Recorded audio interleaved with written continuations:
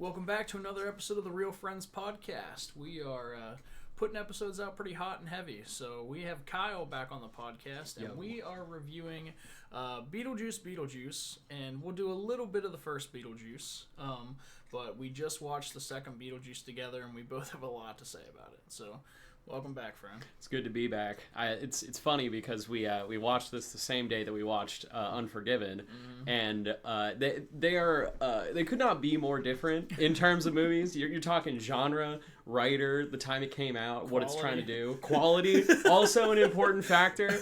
We'll get into that in depth, but I think what it really boils down to, just to skip to the end for just a second, is the kinds of expectations it gives you versus what it actually pays off on. Because, man, does it... We'll get to it. I don't want to spoil too much. Yeah, well, you know, and for a broad recap of it, like you and I talked about it, this movie feels like a setup for another movie. Mm-hmm. And isn't that a disappointment, waiting 25 years for a sequel, and then they're like, one of the more anticipated sequels in recent history, I would think. I was excited, and I didn't even know Beetlejuice the movie that well. Yeah, I was a musical fan. That's right. I was coming at it from the musical perspective, because I personally think that Beetlejuice the musical did the concept better. Yeah. It made me really excited for it in a way that the original movie didn't really. I agree. Yeah, I saw that here at the Hershey Theater like last year, I think. Mm-hmm. That musical rips. Oh my god. So, yeah, just to go over the first Beetlejuice, obviously it's a cult classic. You know, Michael Keaton came out in 1988. First of two back-to-back years of bangers for Tim Burton and Michael Keaton together. It was definitely his highlight. Yeah, so in 88 we get Beetlejuice, and then 89 we got Tim Burton's Batman, which Keaton is still my Batman.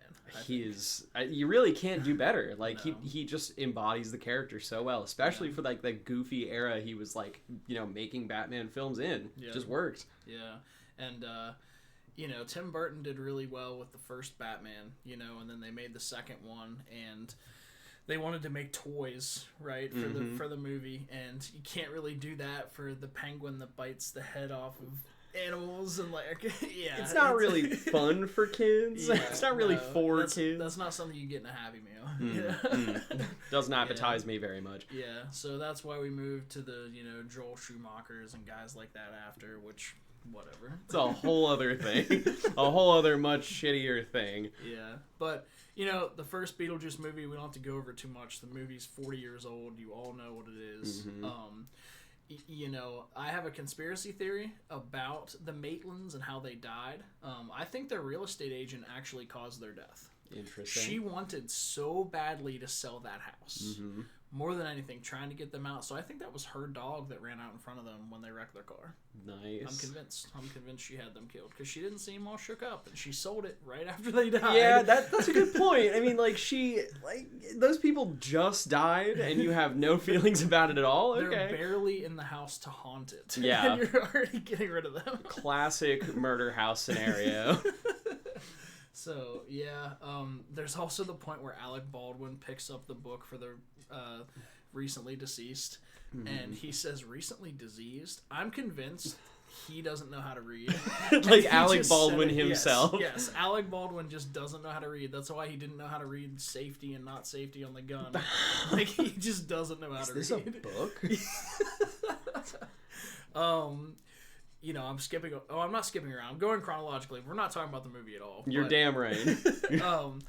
Otho, the way he enters the house through the window, every time I come here, I'm going to do that now. I'm going to pick a different window in your house, and I'm going to come through it like Otho does. I'm living in fear. Thank you for that. It's not...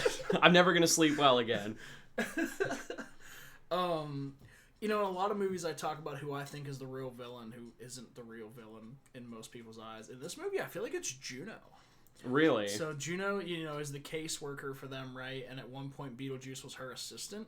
And she's so dead set on telling the Maitlands, like, get these people out of your house without using Beetlejuice. Mm-hmm. So then, you know, Mr. Maitland asked her, he's like, okay, well, how do we get back in contact with you if we need you? And she just vaporized. So, like, if you need help, you're going to go to who can get you help. And you know what's kind of crazy and also kind of foreshadowing Beetlejuice Beetlejuice is, like, when coming from the musical perspective, mainly knowing that character just not in the musical Not at at all. all. They just took it out, and you want to know why? Because she was totally useless. Well, I thought so. In at least the version I saw, whenever the people come to have dinner with the Dietzes, Yes. the wife also plays the Juno character in the musical I saw. So when you say the Juno character, you're talking about like the person that's originally working with the Maitlands. No, the Juno character is the lady in that they're sitting and waiting for hours and hours in the afterlife. Oh, I see. Yeah, she's the one that Beetlejuice was like her assistant at one point. She's the one that's always smoking cigarettes. Right. Like, Okay. Yeah. Yeah, I was more referring to when they're talking about like don't bring Beetlejuice on, basically, because like that whole part of the plot is like in the musical anyway is like rolled into like a song between Lydia and Beetlejuice. Oh yeah, it's a lot like better. I just think it's just handled better. Yeah. Like the way that Lydia kind of has some actual like agency in her relationship with Beetlejuice, and you actually kind of believe they have like a dynamic. Sure. In a way that like I feel like Lydia was never that interesting in the first Beetlejuice. Like, I feel like she's just kind of there. But she was substantially more interesting in the first one than the second movie. Oh my god. Yeah, no, it's a downhill trajectory for that character. That's the sad truth. But again, we will get to that in intimate detail. Yeah. But suffice it to say, Lydia in Beetlejuice the musical is definitely serving much harder than in the movie. Absolutely. She's the main character in the movie, in the musical. Like, there's no doubt about it. Talking about main characters, like obviously the movie is called Beetlejuice, but in the first movie, we see him a little bit occasionally, but he's not a major player until exactly halfway through the film. Yep. Exactly halfway through the film, they snap into the diorama, and we really meet him for the first time. Yeah. And that's kind of, in my opinion, a downfall of the second movie, because we get him 19 minutes in. Yeah. Michael Keaton had said, like, when I come back for Beetlejuice, I don't want to be a major part of the movie because that takes away from what it was. And he wasn't, but he was. And we'll get there, but he's in and out all the time. Yeah, but I think like you mentioned, the fact that Beetlejuice doesn't show up until like much later in the first movie, and in the musical for that matter, is a big deal, because it's like the movie is pretending to be a horror. Like that's kind of the whole conceit of Beetlejuice, because that's what it was written as originally. Yeah. And you can really feel that. Like the comedy works because like those horror elements contrast so well. Right. Like that's comedy horror is one of my favorite genres, because we talked about the monkey. Yes, absolutely, because it's hard to pull off, but like if you can do it, both sides get elevated. The horror is improved because of the lightness of the comedy, and the comedy is improved by like the heaviness of the horror. It makes it such a fun roller coaster. Yeah.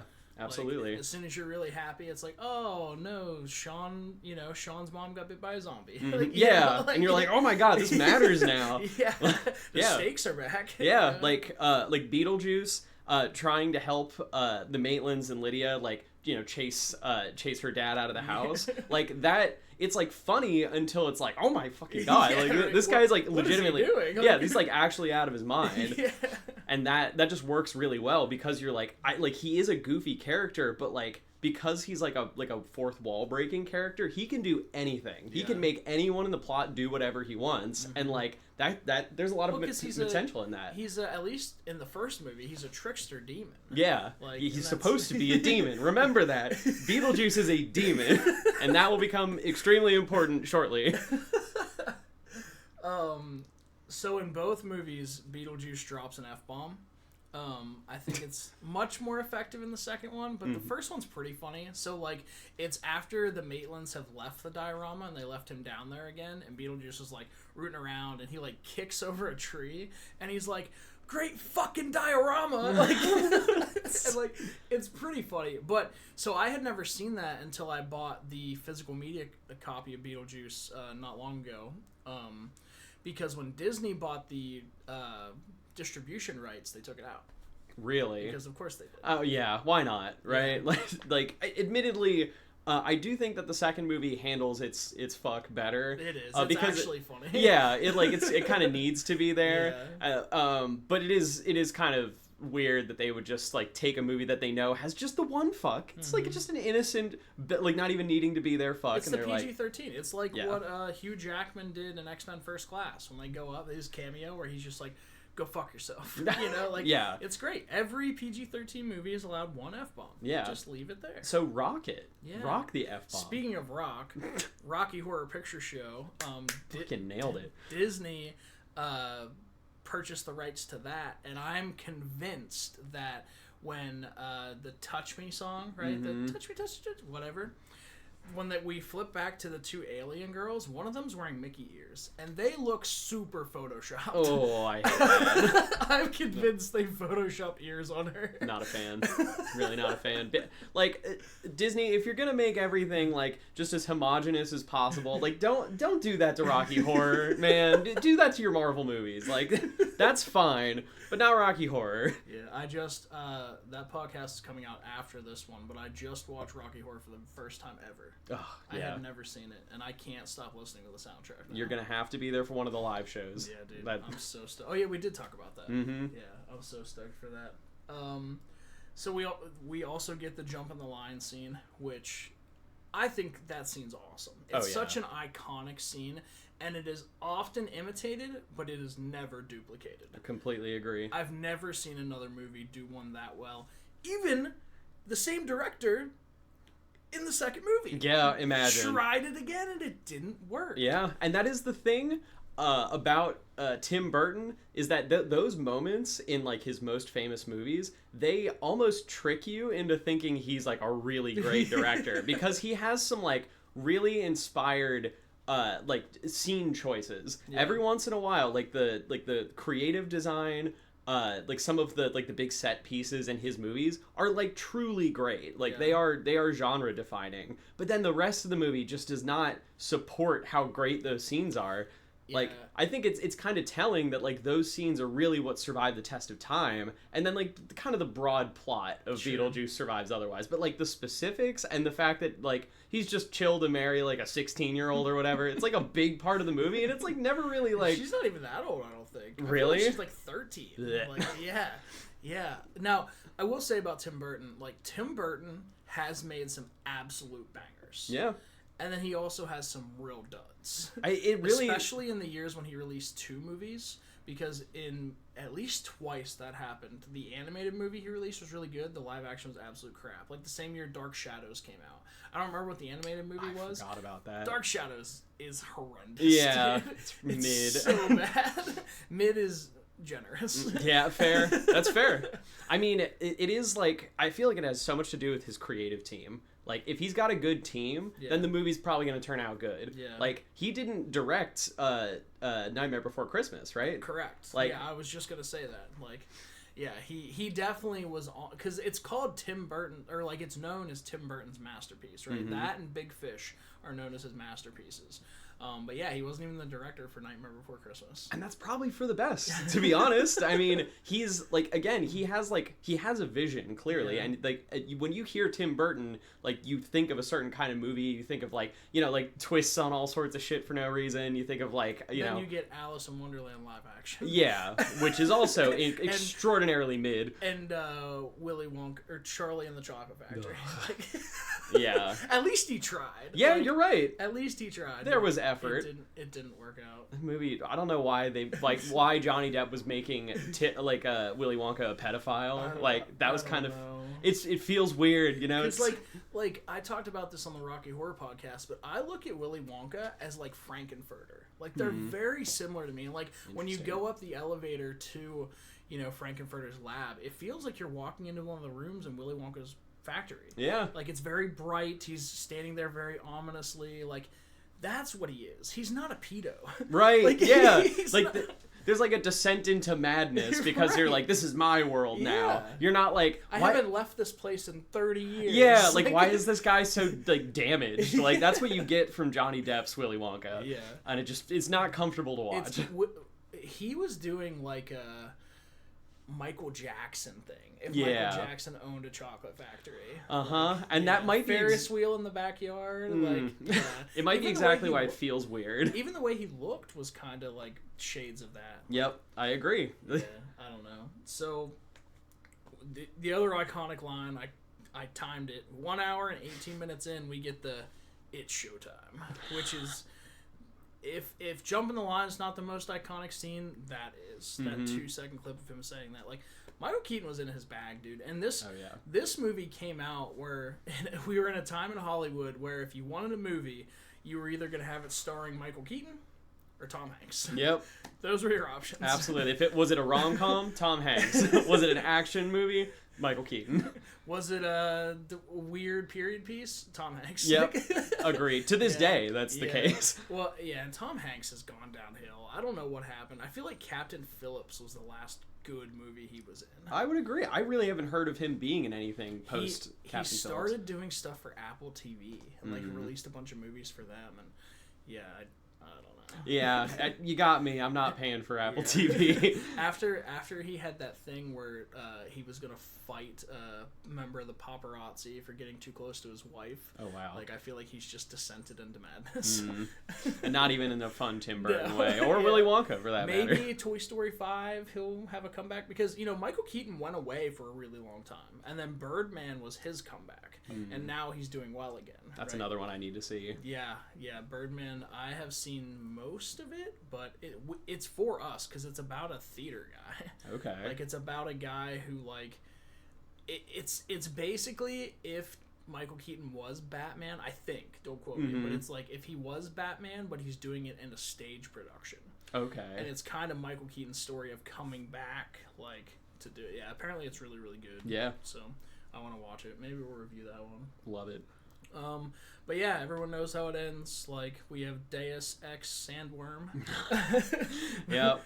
Beetlejuice is trying to marry Lydia, and the sandworm comes down and grabs her. Talking of Tim Burton, we'll talk about a mainstay of his in the second film that wasn't in the first one, but Delia and Otho are also in Nightmare Before Christmas. Really? Yeah, Delia, she plays Sally, and then Otho is the mayor. I didn't know that. Before Christmas. Cool. So, yeah. It makes sense. He's got his stable of actors. Yeah. Though I gotta say, the sandworm element of the plot, I think that was just called Tim Burton can't end a story. So he's just like, I don't know, and then he dies. It's so sudden too. Yeah. Like in both movies, they're just like, oh, sandworm, oh, there it is. Yeah, and then the movie's over. Yep. Only this one's like almost 2 hours long and for no reason. Yeah, we'll get to it. But yeah, we're not here to talk about the first Beetlejuice. We are here to talk about Beetlejuice Beetlejuice. So, yeah, let's get into it. You want to run the plot and I'll do fun facts? Sounds like a plan. Right, yeah, cool. So I'll try to do this with as little editorializing at first as possible, but it's going to be in there, just letting you know. So we start off with our introduction to Lydia, in the year 2024, where she's hosting a talk show, paranormal talk show, where she's using her, her knowledge of the occult, basically experience, just to make a lot of money. I personally am not a huge fan of like character experiences horror, character monetizes horror in second movie. I think it's just kind of a lazy plot. Not regardless. And having a kid is also a lazy plot. Yeah, we'll get to it, but like this is a story that didn't necessarily need to be about the original characters. Not every sequel of Star Wars needs to have a child of Luke Skywalker. Exactly. Just make it a new story about a space wizard, for fuck's sake. You can even make it Star Wars. Put it in that universe, but don't. Not everyone has to be related. That's lazy. Yes, that's it just ruins the. Spoiler for a movie that's been out for 10 years. Rey being Emperor Palpatine's descendant is fucked. Bro's almost there. Like, why? Yeah, no, it's stupid. Like, they just didn't plan that shit out. Regardless, so we learn a little bit about what happened to Lydia's father, who was kind of a big deal in the first story. He was killed by a shark off screen because we just needed to get rid of him, I guess. And then after they have a funeral for the guy. And we gotta talk about the funeral. Oh, we have to talk about the by funeral. all means. So the actor that played Charles, Jeffrey Jones, is not in this movie. They didn't use his voice. They didn't use anything.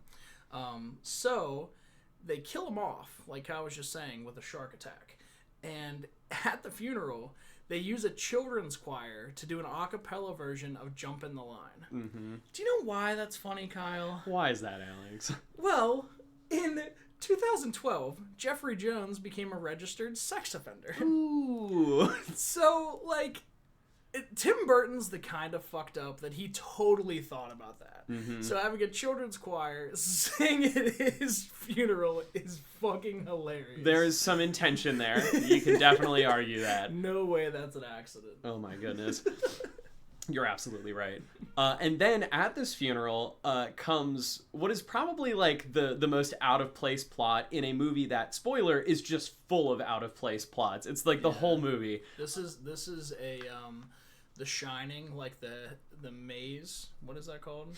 Oh, the hedge maze. Hedge maze, yeah. It's the hedge maze in movie form. Yep. Like, absolutely. You can't find your way out. Mm-hmm. Something's gonna happen. Someone's just gonna plow down one of the bushes and let you walk out at the end. Yeah. Best case scenario, you just like tear your way through one of the sides because there's no actual way out of this maze. Use a sandworm. Yep. A sandworm just busts through and ends the movie, and that's how it goes.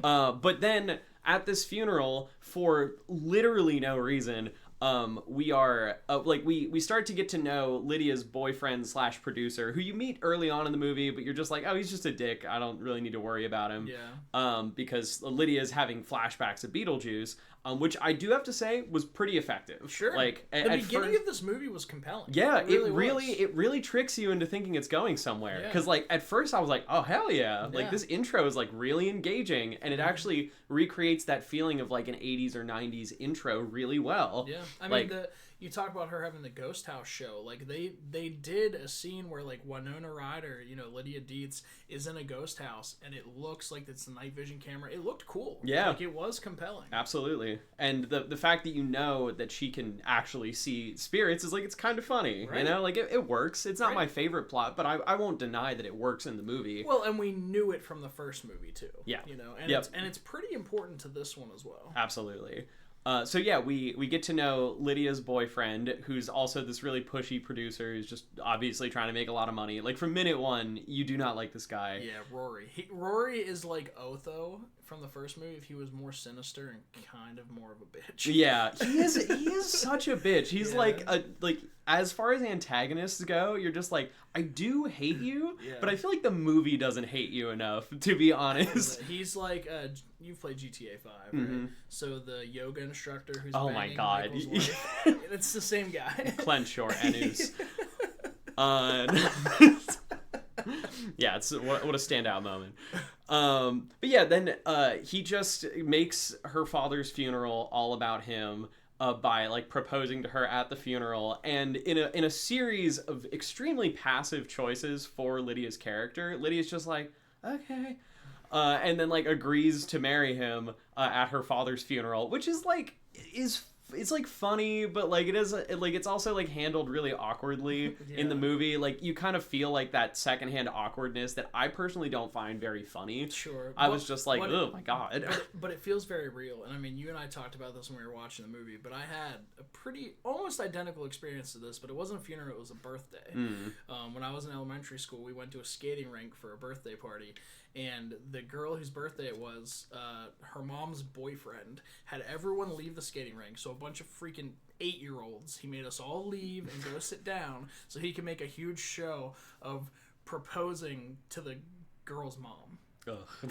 And like the girl, it like ruined her birthday. And she's like sitting over there, and I was 7 years old and I was such a dick. And I went over and I was like, huh. That was weird. And she just started crying. Oh my god. I was like, I'm so sorry. So that was a thing, huh? It's almost like someone took over your birthday. Right. Yeah, so so like I felt that embarrassment so hard for her, like especially for her daughter, which have we even mentioned the daughter yet? Like what is her name? Oh, Astrid. Astrid, yeah. Yeah, right. Astrid is not super important yet, but she will be shortly, and then she really won't be shortly after that. Jenna Ortega really tried. Oh my god, she was I feel like she saw the musical and was like, I'm gonna be new Lydia. Yeah. Like I'm gonna be musical Lydia. I'm gonna serve. I'm gonna be like a lot cooler, and I'm actually gonna do shit. Yeah. And then, well, we'll get to it. Yeah. Let's talk about another pretty important scene that probably didn't set expectations where they needed to be. So again, like 19 minutes into the movie, we are seeing Beetlejuice, and he is just standing around. He's in the afterlife, in like an afterlife call center. Yeah, he reminds me of like a prison, like someone that would be overseeing the inmates making clay. Like, Yeah. just sitting there watching them on their typewriters. And it is like weirdly kind of a downer. Yeah, because all they did was take the guy Beetlejuice met, Bob, that he met at the very end of the first film, and make like 10 of them. And now they're just like his henchmen. Yeah, and don't get me wrong, this scene introduces one of many examples of how fucking cool the practical effects in this movie are, because I have not seen practical effects as interesting as they are in this movie for a very long time. From here and the immediate scene after, right, with the corpse bride. Yes, absolutely. Yeah, that like the bobs are all clearly practical effects. Yeah, like they're funny, and I'm not saying that they don't handle like the call center scene humorously. Sure, it's just we are introduced to objectively the worst plot element in the movie, which is that Beetlejuice used to be alive. He used to be a guy, and he had a wife. A grave robber. Yeah. And he had an occultist wife named Dolores Lefevre. Yeah. Dolores. Dolores. And this is by the way being introduced after we learn about, or like we see her put herself back together, right? Am I getting that chronology? Yeah, you're right. Yeah, like and we see another Tim Burton mainstay in Danny DeVito. Mm-hmm. So Danny DeVito has been in Batman Returns, Mars Attacks, Big Fish, and the really shitty Dumbo movie.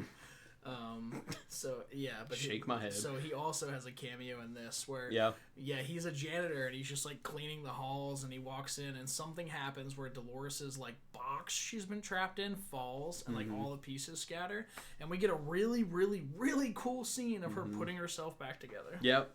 And it is like that scene again. It just invests you in Dolores as a character immediately. I wanted it to be not called Beetlejuice. I wanted it to be called Dolores. Yeah, let's just learn about Dolores. Her, yeah. She's a badass. Yeah. Oh my god, like her introduction is not only cool, but like that is a totally new element. Right. That doesn't really echo the first one at all. It's doing something brand new. Well, and it could have tied it into the first one if we kept the idea that they were married, but then we're focused on her. Yes, absolutely. Like, it could have still been a Beetlejuice movie, but focused on Dolores. Yeah, I feel like making Beetlejuice kind of have to be on like the good guy side more often, right? Because his ex-wife, I guess, is the new villain. Like there's something compelling in that. 100%. But it's just not handled well. Yeah. So.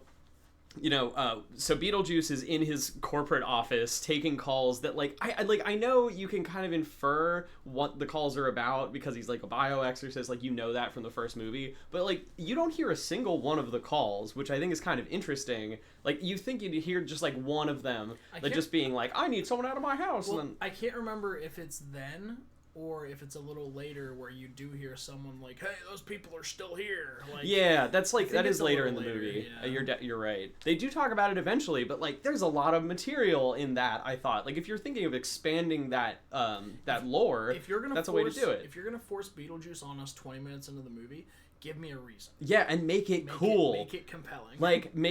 I want this guy, like if this new character is going to get this amazing musical like Bee Gees entry into the movie, stapling herself back together, give Beetlejuice something to do. Right. He's literally just sitting around being sad. Well, and what they did was they gave us, I can't remember if it's right now or not, but whatever, like they give us the backstory of him being married to her, right? Yeah, he's describing it in Italian to a Bob, which isn't all that interesting. No. Like he's a grave robber, he falls in love with this woman, they get married, and then she poisons him. Yeah, and then he kills her before he dies. Right, yeah, because he's like, her immortality meant I had to die.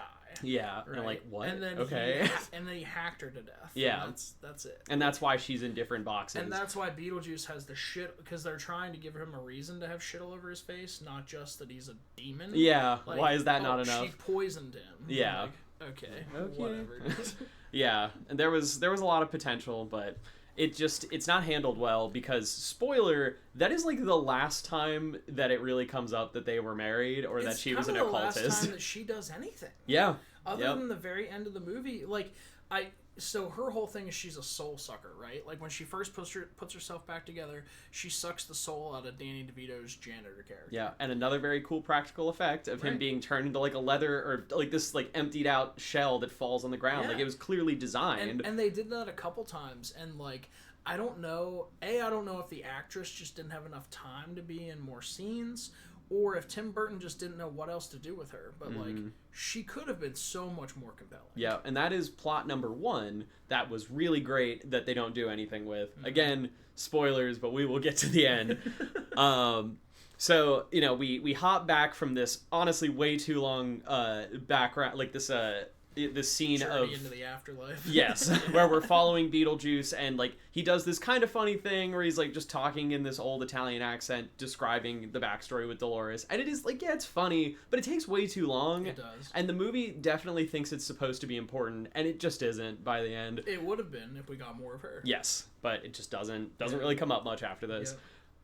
So next down the line, we're introduced a little more thoroughly to Lydia's daughter, Astrid, and she starts to discover that she also has psychic abilities, and she starts talking to this boy who, how did they meet again? Do you remember? Yeah, so she's riding her bike after the proposal through town, and she wrecks her bike through this fence, and she, like, hits a tree, and she looks up, and there's a boy in the treehouse. Also a very funny scene, by the way. Yeah. Very well done. Yeah, this guy named Jeremy. And she starts talking to Jeremy, and they go up to his room, and she's talking about how, you know, the next day on Halloween, her mom is getting married at midnight, and he's like, why don't you just come hang out with me? And so she agrees to do it.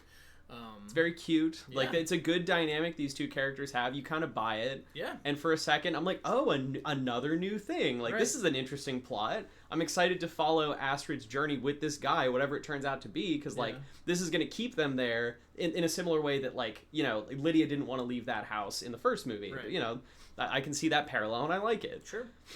So then we get to know that character a little bit more, and then we talk to, like, we're with Lydia and the realtor, and Lydia just mentions that her daughter was going to, like, hang out on whatever the road was called. Well, this is after she dropped him off. So yeah. So, you know, we skip forward to the next day or whatever, and Lydia sees Beetlejuice again, and she's like, we have to leave right now. And Astrid's like, well, I'm gonna meet a boy. Can't I stay? So Lydia takes Astrid to meet the boy. Lydia sees the boy in the window and waves at him and stuff, and then she leaves, and then the realtor. Go ahead. Yeah, and then Lydia's just bullshitting with her realtor, and she mentions that Astrid is hanging out on a certain road with Jeremy. With Jeremy. And the realtor's just like, oh yeah, that was where that was the murder house that I had such a hard time selling. That's, like, the street it was on. And then there's this moment of, like, oh shit, another interesting plot coming. Like, Astrid's in danger. It turns out, like, it turns out the murder house was the very house that Astrid is currently at. And big surprise, it turns out that Jeremy is dead. That he murdered his parents. Yep, and this is you only find this out, like, through Lydia, and then there's, like, the little bit of tension there, where you're figuring out that, like, you know, Astrid could legitimately be in danger here, and Jeremy has just convinced her to go to the afterlife with her to help him basically come back to life. Yeah, and she doesn't want to do it, but then he convinces her by saying, and this isn't a plot point we brought up, but Astrid's very tore up because her dad's dead.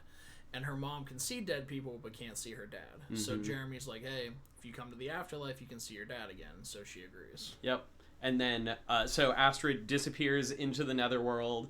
We get some very cool scenes of the netherworld. Like, in all, the netherworld scenes, aside from Beetlejuice being at his day job, and the Soul Train. I hate the Soul Train. Oh, we're just about to get to the fucking Soul Train. But just about everything else, it's like it's as interestingly designed as you expect. Sure. It's like they're Tim Burton mainstays. You know, everything is, like, at an awkward angle. Yeah. Like, it's all practical, and it's spooky and also unnerving, but still, like, very goofy. Yeah. Like, it works really well. For sure. So then we find out, you know, while we're in the netherworld, that, like, Jeremy is just trying to basically sacrifice Astrid so that way he can come back to life, and like use her life, come back as a serial killer again. Really interesting stuff. Yeah. Like, it genuinely seems like, at this point, it's like, I don't know, maybe half an hour, 45 minutes into the movie. It's probably about halfway. It's probably an hour. Is it? Okay. Probably. So at this point, you really feel like the plot is, like, genuinely kicked in. Yeah. You know, like, this is, like, Jeremy is the new guy. What happened to Dolores? Don't worry about it. Dolores is no longer important. We're talking about Jeremy now. And it's so unimportant we haven't even brought him up, but then you have Willem Dafoe's character. I was genuinely thinking of doing a little silly at the end and be like, did we not mention the detective character? Oh, I guess he didn't need to be there. He didn't. But all. It was such a shame. Yeah, like, what Willem Dafoe is a dead actor. Which, the way he died's pretty funny. Like, half his head's missing because they didn't tell him it was a live grenade. Yeah. Like, that's pretty funny. And he was doing his own stunts on a cop show, I want to say. Exactly. But he's, like, investigating the Dolores crime. But because Dolores is unimportant, so is he. Yeah. And I love Willem Dafoe. But if you take him out of this movie, it's a reasonable length. Yeah, absolutely. It would have been about the same length as the first one, I want to say. Yeah. And you would have lost nothing. You would have lost absolutely nothing except... you would have had more money to spend on things you needed rather than Willem Dafoe. Yeah, yes, exactly. And it's a damn shame because Willem Dafoe deserved that money. Yeah, he's always bringing it, but the movie didn't give him anything to do. It sure didn't. So that is another plot in case you're keeping track of that doesn't go anywhere. And we're 0 for 3 currently. It's a shame. It's a damn shame. But we're pressing on. So we have this. So we have Astrid. Basically being dragged away by the authorities because she signed her life away to Jeremy. But there's this also very important minor plot detail where they're like, you just need to get this thing like finalized. Basically, your passport stamped. Yes, you need to get your passport stamped to like officiate the transfer of your life. But until then, it's not permanent. So you're like, oh, okay. Obviously, they're gonna stop him. I mean, this part of the afterlife is literally just the DMV. Yeah, it's if it's not the DMV, it's a train station. And like also very funny, very very Beetlejuice. Yeah. Like how mundane the afterlife is and how overcrowded it is. That's what I said to you. Like if the afterlife is like that, like. I don't want that. Yeah. Tim Burton's doing a great job of making me not want to die. So which is surprising with this movie. Yeah, all things considered. Yeah, it gives you something to be mad about. And that's worth living for. So we have that we have that exchange. Astrid's getting dragged away where she's going to be permanently sent to the great beyond via the Soul Train. And man, oh day. Of all of the random shit that goes on in this movie, I genuinely think the Soul Train is the most annoying. If it didn't go on for 5 minutes, it might have been funny. And if there had been like a point to it, or if it had been like a big set piece. All it was Lydia catching up to her to get her off the train. Yeah, so we're just watching this like honestly really uninspired directorially scene of people like dancing the boogie because it's the Soul Train. Tim Burton thought that was hilarious. Yes, I would have to agree. He single-handedly cast all those actors to do it just so he could have the conductor be like, all aboard the Soul Train. And we're like, damn, that's not that funny. But like, it's fine. Actually not funny at all. Like, I honestly, the thing is, I wouldn't hate it if it wasn't yet another thing that doesn't go anywhere and takes up like 8 goddamn minutes of the movie. It does have a reprise later, which we'll get to. Yep. But again, it's just like another thing that we're doing instead of spending time with Dolores, instead of spending time with Beetlejuice, instead of expanding on the relationship between Astrid and Jeremy, because that plot blew its load 10 minutes after it was introduced. Yeah. Because already we know he's the villain, and like that could have worked if he was gonna hang around. Yeah. But he doesn't. And then at this point, we get a little bit of continuity from the first one because Lydia grabs Astrid and they run out this exit door. And it's just like when the Maitlands left the house in the first one where they're on one of the moons of Jupiter. But they make it abundantly clear because Astrid's like pointing. She's like, isn't that Jupiter? We must be on one of its moons. And then we see the sandworms. And one thing I do adore about this movie is that the sandworms look just as shitty as they did in 1988. Now that's continuity. I love that. Yeah, no, it's funny. Because they could have made them look like the freaking Dune 2 sandworms. Yeah.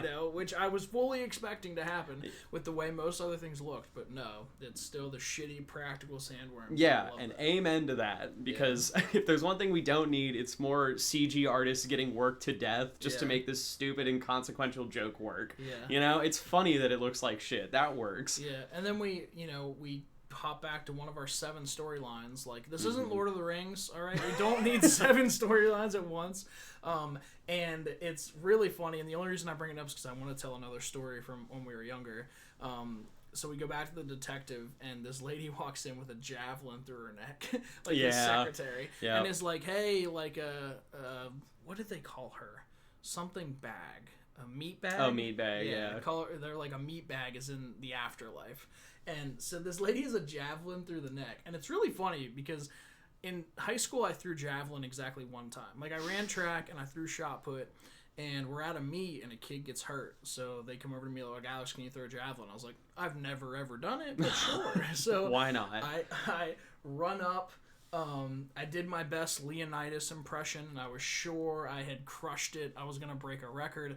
And the javelin hits me in the back of the head. And it still went farther than 3 other kids that were throwing. But it went like this. Oh, my God. What? I thought it was just going to helicopter into the distance. Yeah, truly beautiful. Our coach walked over and he goes, "Never again." I was like, that's fair.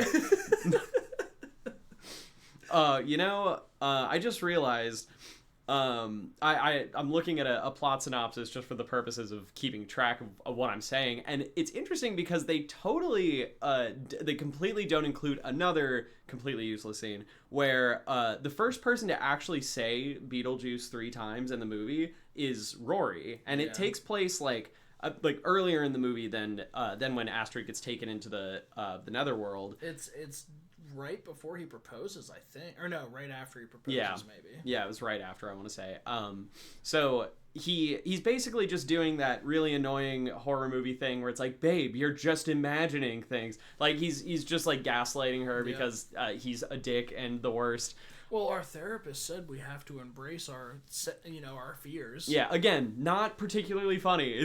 He's just not a compelling character. Yeah. But then he gets to say Beetlejuice first. It's not even for like a good compelling reason. Right. He's just doing it to like, just to like convince her that it's not real. And she told him the truth. She's like, "I never wanted to tell you about this, but I'll tell you the truth." And she tells him. Mm-hmm. And so he says Beetlejuice 3 times. They get sucked into the world. Mm-hmm. And we meet the most disgusting... The 2 most disgusting scenes in this. Mm-hmm. I would argue the first movie you could say was a kid's movie.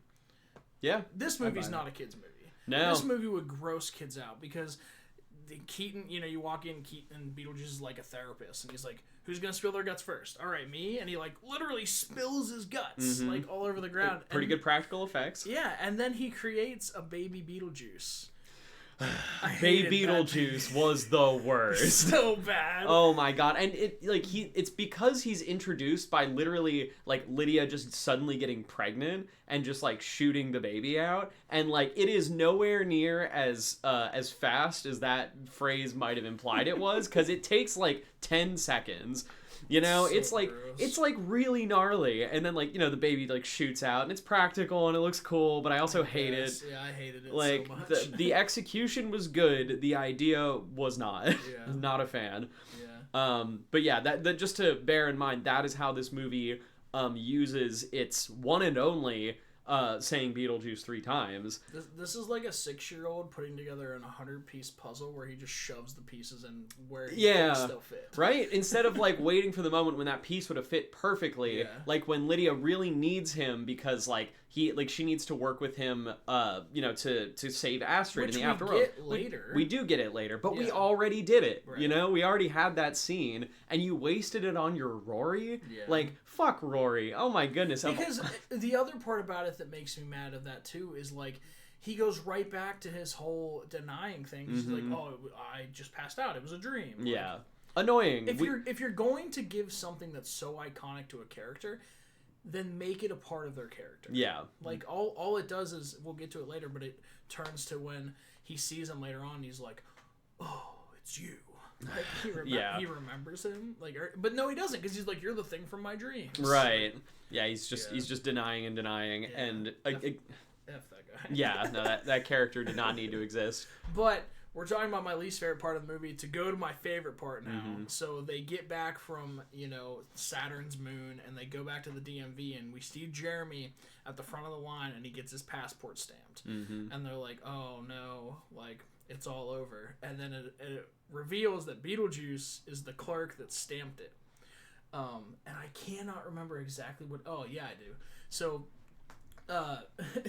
it's another Keaton F-bomb. And this one, like we said earlier, is perfectly timed. So Beetlejuice looks at him and he goes, how did Dostoevsky say it? Later, fucker. It was great. And he pulls a lever and sends Jeremy directly into the fiery pits of hell. And that is, while that was a great scene, I wouldn't change anything about it, that is the end of probably the most interesting plot in the movie. Jeremy got maybe 15 total minutes of screen time. It was crazy. In a 2-hour film. Yeah. And you will start wondering, how did this movie hit 2 hours exactly? Because it seems like they introduce a bunch of things, but then nothing gets resolved. And you'd be right. You would be correct. By the end of the movie, it sure feels like they're just padding scenes out. And then on the topic of shit just kind of happening, Delia is performing a mourning ceremony for Charles, and she just gets like a pair of snakes out of a box that she'd paid to have defanged. They weren't. Then she gets bitten and just immediately dies. That death is pretty funny. It absolutely is. Yeah. Not gonna argue with that at all. It's just like, it's at this point that you kind of accept that this movie is more episodic than it is a movie. It is. Because if you kind of look at it that way, you're like, it's just scene after scene of like great practical effects of some really good actors who aren't Winona Ryder. It's like Tim Burton for the past 25 years has had ideas for Beetlejuice and every year wrote them down. And then when it came to this, he's like, just put them all in. Yeah, just pile them all in. We'll figure out the ending. Who cares? We'll figure it out. It's fine. Yeah. So then, after all of that, Astrid and Lydia, they like forgive each other and they come together in a way that feels totally inauthentic because they haven't had any relationship in the movie so far. Well, we forgot it too. So Astrid sees her dad, and her dad is the one that saves them from the sandworms, and so her dad is trying to convince them to be friends, and he's like, don't hate each other because of me. Yeah. And it's fine. Whatever. He was exclusively put in there for that line. Yes. And otherwise he wouldn't exist. But the fish looked pretty cool. Yes. Oh my god. Another fantastic practical effect of this. Like, there are these fish that are just nibbling on him. Because he died. The whole time. They never found his body. He was in the Amazon doing philanthropic work or whatever, and they never found his body. Yeah, so he's being eaten by fish, and again, it looks great. One of my favorite things, and I think you pointed it out, that there was a fish in his neck, there's this flap of skin, and there's a fish just wiggle around, because all the fish are animated and well, not animated, but literally moving. Yeah, they have little mechanics the in them. Entire time. Yeah, and it's very cool. Yeah, and I love these little moments in movies where when somebody hugs him, you can see the fish kind of compress and move a little bit. You're like, oh yeah, that fish is there. I don't know if they were animatronic or what they were. I think they just had little motors in them that let them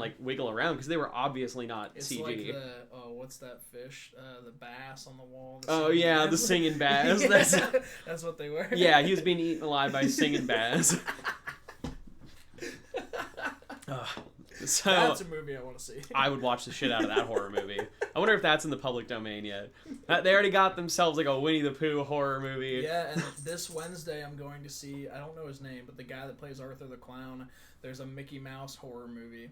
Wild. Where he's actually the size of Mickey Mouse, tiny on a boat. And it's called Screamboat. No. Yeah, that sounds... I'm coming down here to see it, actually, so if you want to go. That's tight. When is it? Either next Wednesday or the Wednesday after. I guess we're making an episode about that, aren't we? Cool. I love that. So yeah, we have a homecoming where Lydia and Astrid kind of get together again, and if the movie had been about their relationship, I might have cared more, but Maybe. It kind of wasn't. So. Yeah. And you might recall that we have, again, not really talked about Dolores at all since her introduction, and that is... Because she's not there. Because she's just not around. At one point, she, Bob is being interrogated by the detective, and the detective leaves, and she comes in and sucks Bob's soul out, but that's it. Yeah. It's the only other time we see her in this movie. She just sucks Bob off and disappears. There's nothing more to the character than that. So... There was another plot detail that if you've seen the first movie, you don't need a recap on this. But like Lydia agrees to marry Beetlejuice, so Beetlejuice will help her get Astrid out of the Netherworld. Yeah. Same plot as before, only this time it's weak as hell because the thing that Beetlejuice needs to do is done like 10 minutes after he agrees to do it. Yeah. Well, and you know, we had in the first movie, like, his whole thing was getting out of the afterlife just because. In this movie, he's trying to escape Dolores. Yeah, and he seems to genuinely love Lydia. Like he talks about her like wistfully in that first scene with Bob, and it's just like, I mean, like, it is weird. I honestly wish they had gone whole hog and made him like head over heels for her in like a funnier way. Yeah. Because as it is, it just feels like the Jim it's Carrey undeveloped. mask, like do the popping eyes, like the tongue out. Yeah, like, just a little bit more. I feel like would have made that plot funnier. Because like when it came, I was like, oh right, the wedding, like it just needs to happen, I guess. Well, it's also weird that like, you know, so Delia is now in the afterlife and she's looking for Charles and she's like, I need help. So she goes in a full Karen rant, which is very funny, but it's again another separate plot line. Yeah. We're just following dead Delia. Yeah. And then she starts to say Beetlejuice's name and she says it twice and he just appears behind her. And he's like, you need to help me find my runaway bride. Yeah. And like that is also funny, also over in 2 minutes. Yeah. It's a shame. It's like they had, like you said, it's just a lot of good ideas that were just like strung together without a lot of thought as to how they fit. Yeah, they barely did, because you know you've done puzzles. You usually do the barrier. Yeah, like the frame. The frame. And then you put all the pieces in. They had like half a frame, and they started on the left-hand corner, came down, did the right-hand corner. Yeah, they're like, this will come together in the middle, right? Eventually, we can snap all these together. Yeah. Haven't you ever done that? The puzzle falls apart if you try to do that. Yeah, it doesn't work. Turns out they were playing like 3 different puzzles, and one side was like this gigantic 4-piece. Yeah, and then the other side was like a Picasso. And you're like, what the fuck am I looking at? Like, is this fun to watch put together? Yeah, but I know it's not going to be satisfying because it's not going to work. So then we have another scene that has all the potential in the world and with just not great execution. So, you know, of course, Lydia is about to get married to Rory because he forced that on her. And then Beetlejuice like crashes the ceremony because like Delia shows him where she is, and then there's this like it was like this Joker circa 1980 Tim Burton scene where Beetlejuice this was Joker Folie Deux. Yeah, That's what this was. Damn, Beetlejuice Folie Deux. Where like he just like pulls out like this big comical syringe that just says truth serum, stabs Rory with it. That's cool. So I had texted you about because you like spy movies, right? I had texted you about the movie Black Bag, which is the new Steven Soderbergh movie. There's a really cool, it's not truth serum, it's like a truth drug he like puts in people's food. And it's the very beginning of the movie, so I'm not spoiling anything, but like he's trying to figure out who the mole is in their agency. So he puts all this truth stuff in their food. Dude, it was so compelling. Like that legitimately is one of the best movies of the year so far. Nice. So check out Black Bag. I've talked about it on most of the podcasts. And I do have to say, in case you don't listen to the Forest Film Club, which you should, and we have a full review of Novocaine coming out this weekend, I have said all year, Companion is my movie of the year. Oh my god. It has finally been beaten. Novocaine beat it. No shit. Novocaine is the most fun I've had in theaters in a very, very long time. So there's a full review currently up on the Forest Film Club. Myself, Mundo, and Patrick reviewed it.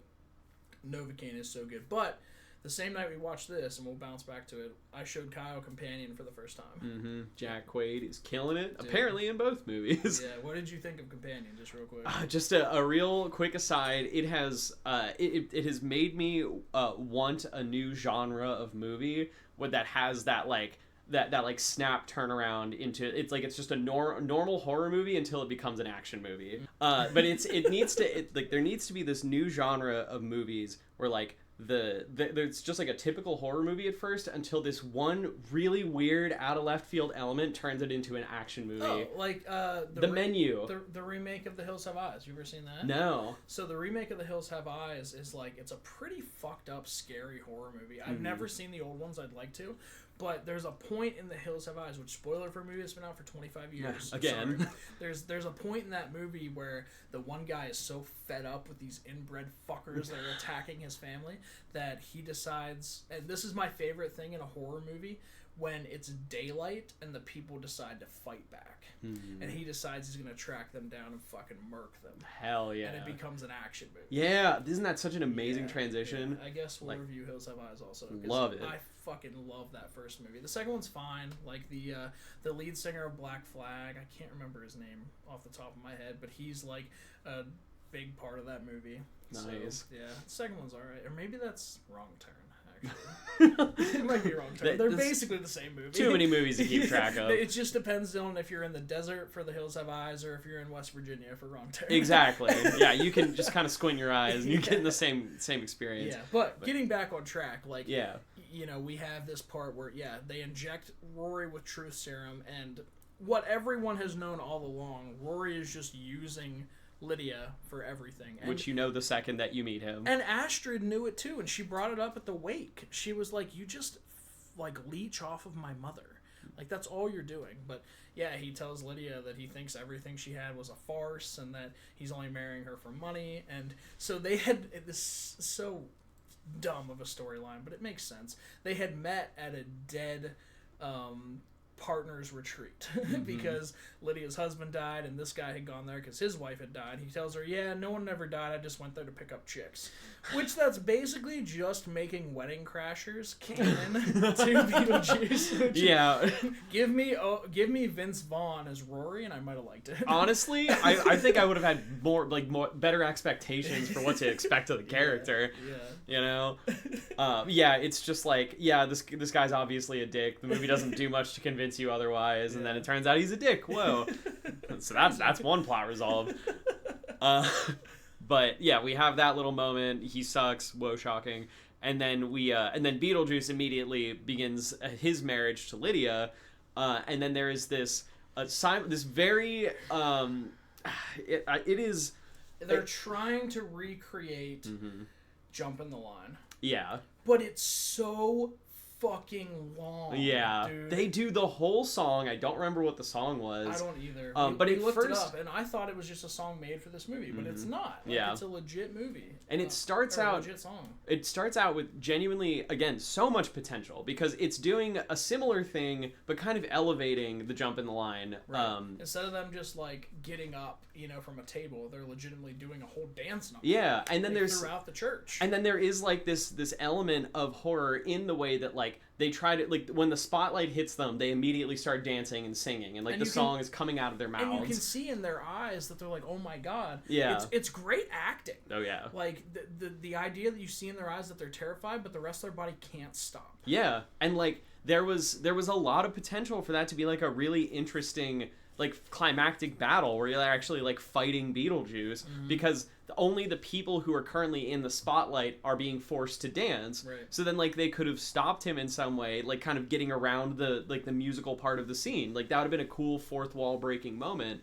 But instead they just play the whole song as is for like 5 minutes, like literally. Super long. And there was this really telling moment where I was like, are they just like padding it at this point? Where Beetlejuice and Lydia are just like spinning and spinning and spinning. They do like 7 rotations, like, and the camera doesn't really change at all. They're just doing that while Beetlejuice just sings the song. Yeah. And like, not a lot of interesting things were happening at that point, and there really wasn't any threat. Like it was just kind of happening for a while. By the way, something that we also just didn't bring up because it doesn't matter is that the detective, the Willem Dafoe character, is there. Yeah. Like he shows up for the like before the music starts, and then Beetlejuice just says freeze, and then they're no longer plot relevant. And it's the Medusa device from Rocky Horror, basically. Yeah. And then he just snaps him into a clay figure. Yep, correct.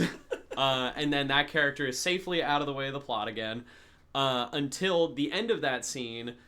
where Our girl comes back. Yeah, where Dolores makes her big appearance for the last 5 minutes of the movie. Even. She's in there for 45 seconds. Yeah, she's like, I'm back, everyone. And they're just like, that's too bad. She walks in, and Beetlejuice is like, oh, I found you a man. Here's Rory. And this is funny. She like throws off Rory's shirt, and there's an undershirt that says, I heart Dolores. Yeah. But in the meantime, Astrid has been reading from the book from the recently diseased, as Alec Baldwin would call it. Mm-hmm. And she draws a door on the floor, and a sandworm comes and eats Dolores and Rory. Yep. So Dolores walks in, big entrance again, and immediately is just like, nope, you're gone. It is, and then she's gone. Like, she's just gone. And it is, it's really, especially disappointing that, like, she didn't even affect Beetlejuice at all. No. Like, their plots didn't even intersect. She scared him a little, which we're told, were not shown. Yeah. And that's it. Yep. And then she's gone, and Rory's gone. Not that you ever cared. But Jeremy's been gone for like an hour. So, like, there go our two genuine antagonists, because Beetlejuice is like this is kind of a problem with like most movies that are made, like, you know, a sequel that's made like decades later, is that it's very reverent for its characters, and like you kind of expect that because, like, you know, they're making it again after all this time. They're probably excited to like get the character back in the story. Sure. But like Beetlejuice is not a villain in this story. He barely gets to do anything. Yeah. Like the story ends, and it was kind of more about like Lydia and Astrid, who are, in my opinion, the least interesting part of the story. I wouldn't say that about Astrid necessarily, but Lydia for sure. Like, what you know, I don't know if we've really led on in this whole time talking about it, but Lydia sucked in this movie. Yeah. It was in the first movie, like, Winona Ryder had balls. Like, you know, she commanded a scene. In this, she's just doing Winona Ryder. Yeah.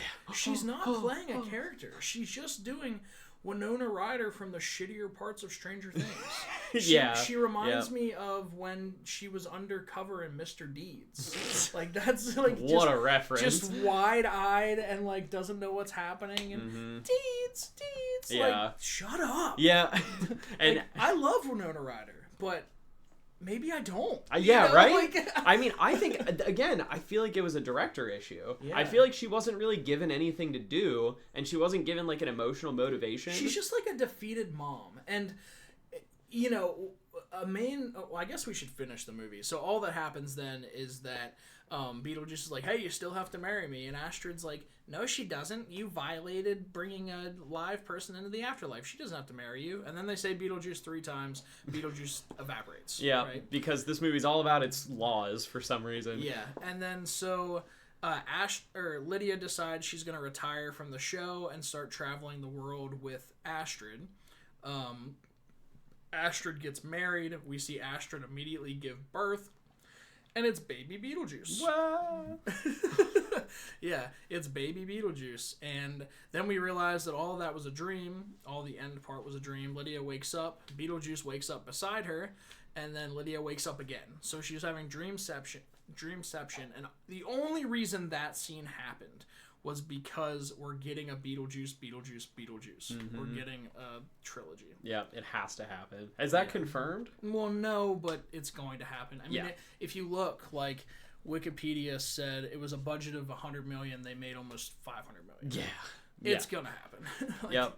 Which most of that was the nostalgia thing, for sure.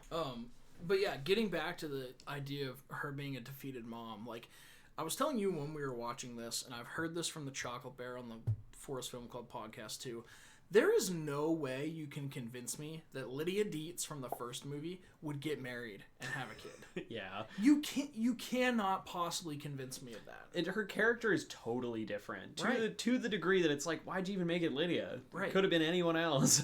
Like, it didn't make any sense. Like, I told you, I thought it would have been much, much, much more compelling if you just had another family move into the house. I understand you can't have the Maitlands anymore, but that's fine. You know, it kind of irritated me, but I get it, because this was when the Alec Baldwin shit was going down, that they didn't bring them back. But it's literally a one-off line where Astrid's like, oh, the people that live in the... Why don't you talk to the people that live in the attic? And she's like, the Maitlands moved on a long time ago.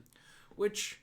Since when can the ghosts leave the house they were haunting? Like, what? I think I can't speak to the movie, but I know the musical is like pretty focused on the fact that they were too afraid to do anything in life, so they want to help Lydia because they want to be like her family, right? And then I guess they move on from there because they've done what they needed to do.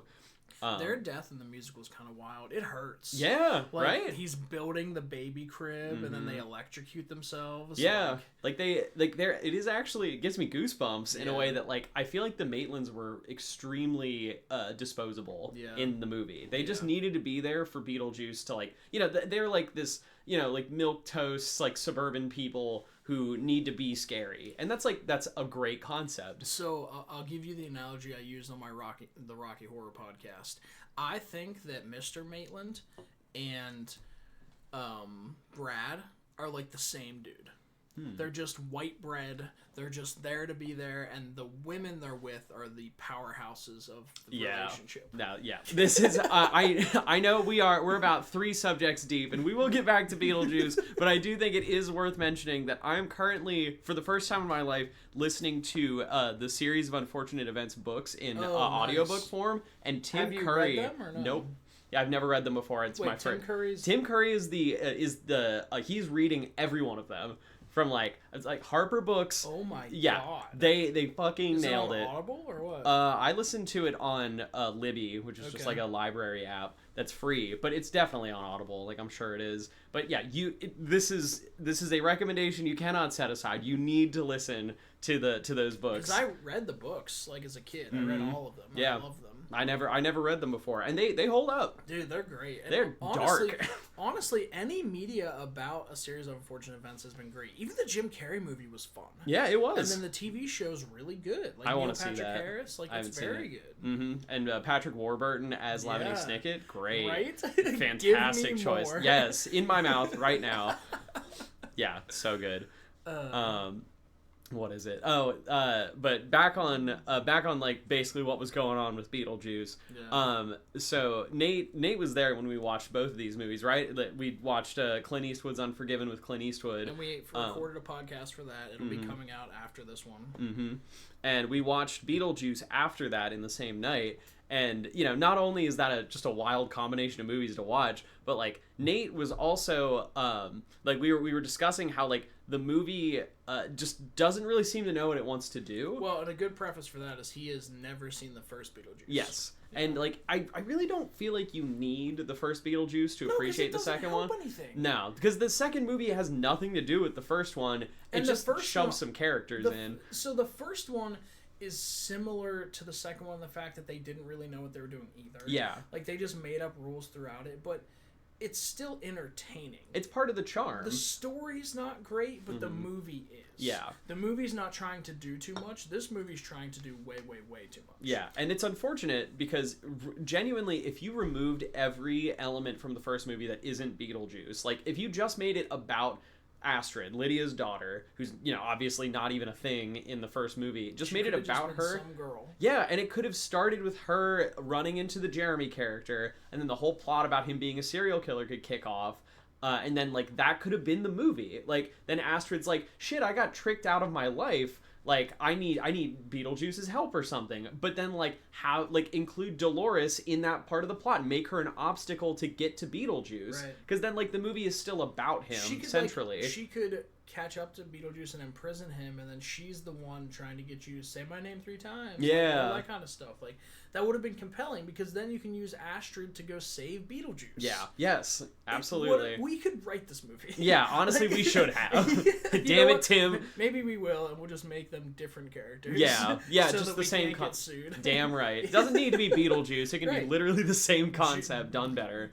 Juicy Dungs. I don't know. Like. I would watch Juicy Dungs.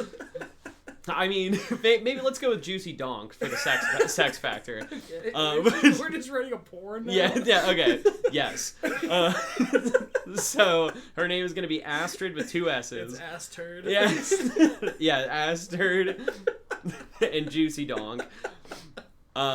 Right. Yeah, there was control. there was a lot of potential, but Yeah. it was a movie that was trying to do too much with like not enough space. Yeah. Like it didn't have the time to resolve any of its plots, Which is insane in a 2-hour film. yeah, that's If you have that's how you that- know there's too much. But that's entirely why I feel like this is just a setup for the third film. Mm-hmm. In the third film, we're gonna see Rory again. We're gonna see Dolores. The cop's gonna be there. Yeah, Everything's gonna come back, and I mean, obviously, I'm gonna watch it, right? Because I watch literally every movie that comes out, but I'm not excited for it. Dude. it's gonna be weird. At the very least, it's gonna be weird. I'm just hoping it brings it around because the second movie, usually in a trilogy, right? We talk about this all the time on all these podcasts. Usually in a trilogy or a film franchise, it's usually not the first one that's the best movie. Yeah, It's usually the sequel. Think Two Towers. Think Empire Strikes Back. You know, think Teenage Mutant Ninja Turtles: Secret of the Ooze. You Is know, it, though? I think so. all right. I haven't seen those movies in so long. Oh, they slap. Yeah. They're so good. But you know, it's very rare that the first one is the best one. Yeah, because it's kind of like priming you for the world. You have Right, to spend a it's lot of like- it explaining. It's like setting up. So, like, the idea that we got a setup movie as a 25-year later sequel pisses me off. It's a shame. Like, I'm genuinely annoyed at this movie because I wanted it to be good. Yep. And I don't think it was good at all. Yeah, I think it was just a lot of really great elements, a lot of good work by the team, especially like the creative team. I mean, I have nothing but praise for the way the practical effects were implemented. And it's purely a Tim Burton movie. Mm-hmm. He should have had someone else write the script. Yep, as per usual. Yeah. And I think like he should have just been a creative director. He should have stayed Sure. producer. Be a huge producer like Spielberg was with Back to the Future. Yeah. Be a huge producer. Let Robert Zemeckis direct it. Yep. Like, 'Cause- not necessarily, but you know. Well, sure. Yeah, I just think there was a lot of room for it to be like a truly like great movie. Like it Yeah. could have been like the popcorn muncher of 2024. Right. But I mean, it obviously did well, and they're probably Sure. gonna make another one. They are. I'm sure they are. But like, I just don't think it's going to have the same cultural impact that Beetlejuice did. Right. You know, I don't think they're gonna And make I a don't- musical out of And it. I don't know that you have to expect that. Sure. Right? Like, but I would argue, and you've said it, the Beetlejuice musical is better than both films. Yep, I would agree. Like 100%, it's And- better than both films. And I do think that is partially because you can't get away with making like a mid-Broadway musical, because who's going to spend $200 on a To ticket go for a see it. mid-musical? Yeah, that's You fair. can't do it. But hey, I mean, if that's what we have to do, jack up prices of other stuff. Then. Yeah, exactly. Yeah, that's the best solution. Inflation, please. Make all media better. It's probably not the solution. Just kidding. That's not the solution. No, at I don't all. think so. But you know, I started this with you. I've really only been doing it with you. But is there any possible way you would recommend this movie for people to watch? You know what? I would.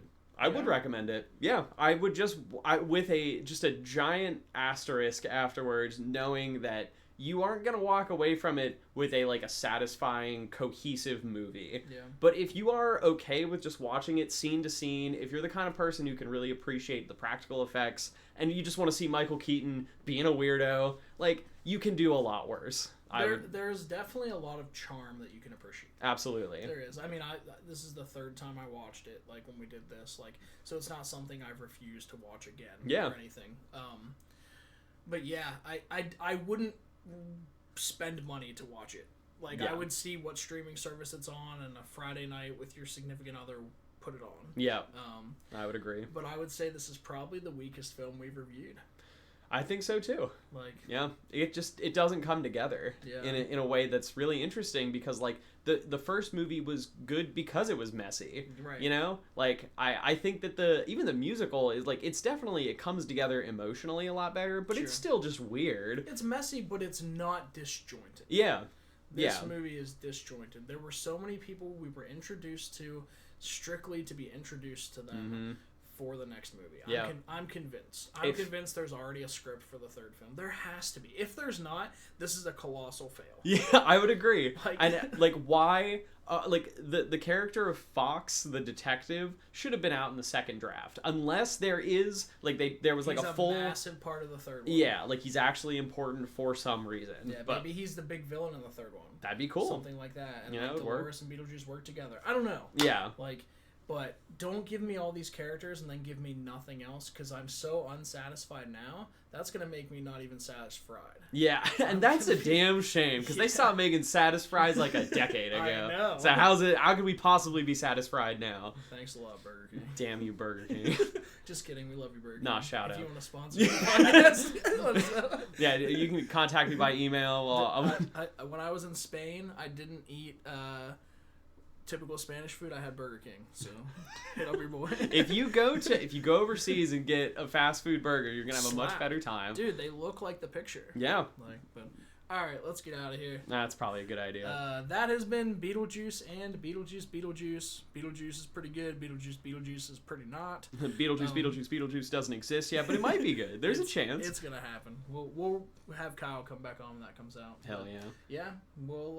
We will see you next week. Thanks for coming on, Kyle. Good to be here. All right. Peace.